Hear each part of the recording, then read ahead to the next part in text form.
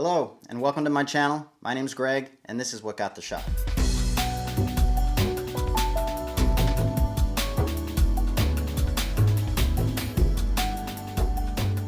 Hey, what is up, visual creators around the world? There's a decent chance you're watching this because you like capturing epic footage, or you have a passion for camera gear, and more specifically, motion-controlled camera gear. If that's you, then I think you're in the right place.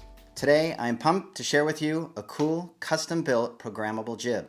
It's a bit of a Frankenstein build, and of course needs some more refining, but it's the closest I could get to a fully automated, portable, and best of all, programmable, motion-controlled camera crane that has worked for me on several projects. I'm not sure if I know of any other product doing this in this weight class right now, so we'll just have to wait and see. This rig is right in line with that of Edelkron's Jib One, an amazing machine, and in fact I'm using Edelkron's Head One camera kit ecosystem to create this crane, but with some easy, non-destructive modifications that in the end I feel will offer new perspectives and control, and especially for those into precise product shots or even a solo aspiring filmmaker that needs to do a specific shot that can be repeated. I gave a sneak peek of a slightly different build than this one in my last video, my only video, but that one was more focused on footage and it was a bit more of a complicated build. That I'll come back to, of course, but today I'm gonna break it down piece by piece, module by module, and show you how you can build it and have a brand new creative tool in your bag for your future projects. I think the options here and the opportunities for epic shots may surprise you. So let's go check it out.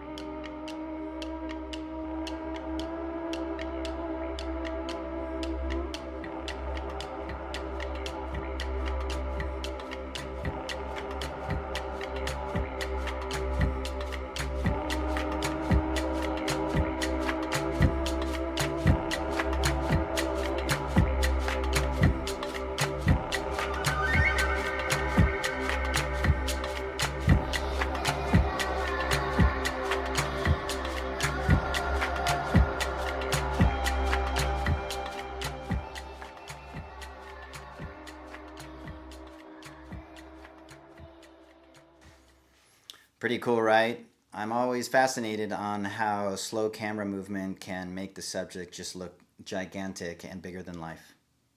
I want to break this rig down by modules, which a module might contain 2 or 3 or possibly even 4 individual parts, but I'm thinking that's probably the way you might disassemble it and throw it in your bag. Let's just go ahead and do that, and I'll bring it back and show you each module piece by piece and how to assemble it. So let's go.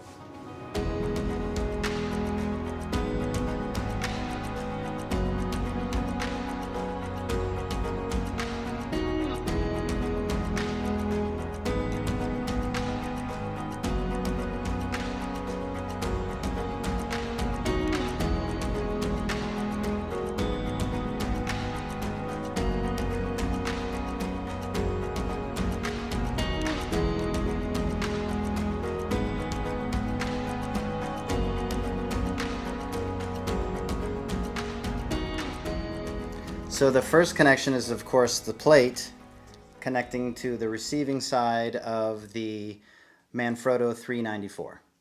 I've used this clamp for everything, and it's kind of like the connector piece to have fun making different kind of projects like this. So there you go.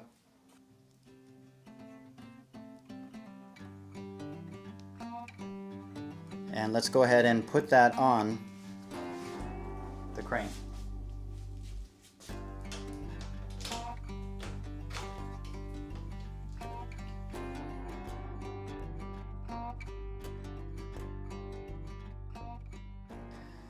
Okay, module number 2 is the beefy one. It's basically the Edelkrone camera kit, but I'm sort of mixing it up a little bit. So the receiving end of the Manfrotto 394 base plate will connect to here. And this is the top plate to that 394. That is using 1/4 to screw into the bottom of a Edelkrone head 1. Okay. On top of the head 1, you're going to put your camera kit arm from Edelkrone as the manufacturer intends. But the new part is that I want you to attach the top piece to a Manfrotto 394 upside down. And as far as orientation, let's say the flat side of the Manfrotto is on the same side as the battery on the head 1. On the other end of the camera kit, we're going to put this ball head. This is the brand here is Bike. And you can see how that connects right there using the included tightener screw. We're going to tip the ball head all the way at 90 degrees, attach the plate onto the bottom of another head 1, and then crank that down, giving you ultimately this whole piece here.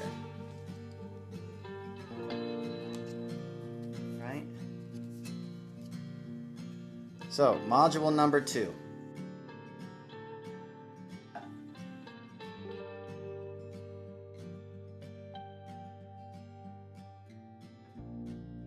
Module number 3, right here. Again, the bottom plate to a Manfrotto 394, connecting to an Edelkrone, or there's actually off-brand of the Z clamp, or the Z mount, multi-directional mount.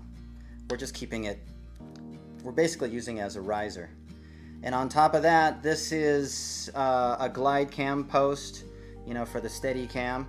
So what you do want to, as you understand this build, understand that the 1/4 hole on the bottom of this post is off center. So as you tighten it down, it's going to play with the alignment, there it is, the alignment of your eventual rig. So here we go. Okay, so let's go ahead and put that on.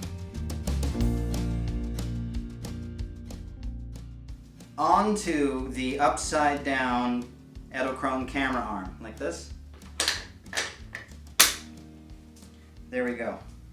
Module number 4 is an important part. This is the arm that actually carries the crane arm. So this is again part of the Edelkrone camera kit. And I just want to show you at what orientation it is. So with the level on the inside. At the camera side, where you'd normally attach a camera, we are attaching a 15mm rod. Actually, cut it down. It used to be a little longer. It need only be threaded on one side. We are attaching the camera threaded screw, which stays in there, to the 15mm rod. These are rubber washers that are just snug fit. And they're going to function as guides to make sure that the crane stays in place. So let's go ahead and attach this. It's going to attach to, I believe, the only side with a 1/4 mount right in the center of the Edelkrone head 1. So here we go. We are going to slide it closest to the hinge. And there we have it. All right, the final piece to this puzzle is, of course, the crane arm. It's not going to fit completely in this shot, and I am using a DJI Osmo Pocket 2, and we are also sending timecode to it, so if that interests you on how I do that, give me a shout out in the comments. This is, I believe, the Glide Gear AH, oh my god, don't quote me, but there it is. No affiliation. All this equipment in this video I purchased with my own money, and I can give you an exact length in the notes, and for this setup, a 2.5 pound weight will cover it. So this is going to look a lot better when I put it on the rig. So let's go ahead and do that now. All right, we're gonna go ahead and, because obviously this is hollow, that will rest on the glide cam post. And you're gonna weight this just so you can almost see just how balanced it is, just finger balance. And it will fit perfectly between these two guides. So you gotta play with, you know, how heavy it is at the front versus the back, but the final step that I like to use is a small bungee cord just to make sure it doesn't bounce around too much. So I'm going to put that on the hollow end of there. And there you have it. I'm using currently AC power, but you can bring this out in the field and use remote power, of course, and batteries. Well, all right, I think that about checks all the boxes for today's video. If you enjoyed what you saw, please give me a like and a subscribe. I'd really appreciate it. More gear, more custom builds, more footage, and I'm happy to bring it to you. So thank you very much, and I'll see you in the next video.